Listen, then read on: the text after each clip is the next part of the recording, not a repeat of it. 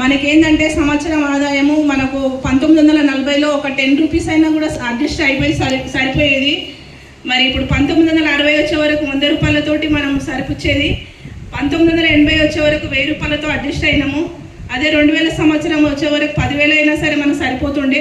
మరి ప్రజెంట్ మనమైతే 2020 నుంచి 25 లోపల ఉన్నాం కాబట్టి 1 lakh నుంచి 2 lakhs వరకు అవుతుంది.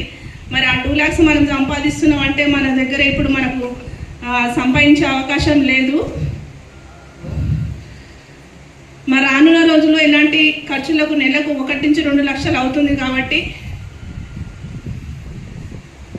మరి మనకు ఒకటి మార్గం ఉందండి. రాబర్ట్ కియోసాకి మనకు ఆర్థిక శాస్త్రవేత్త మనం ఒక 4 మార్గాలుగా నీతి నిజాయితీగా సంపాదించుకునేది అనేది ఒక 4 మార్గాలు అనేవి ఉన్నాయి.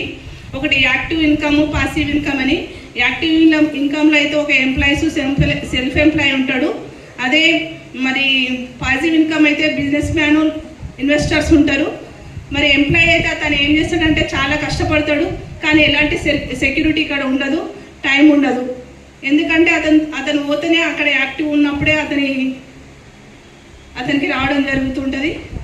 ఎక్కువ అప్పులు కూడా ఉంటాయి. నెక్స్ట్ వచ్చేసి సెల్ఫ్ ఎంప్లాయీ. ఇక్కడ డబ్బులు ఎన్నైనా సరిపోవు, ఒత్తిడి ఎక్కువ ఉంటుంది. మరి 90% జనం మాత్రం ఇదే ఎంచుకుంటారు. ఎందుకంటే మనం ఎన్నో బిజినెస్ చేయాలంటే మనం ఒక బట్టల షాప్ ఎగ్జాంపుల్ తీసుకుంటున్నాం. అక్కడ మనము ఒక దసరా వచ్చిందన్న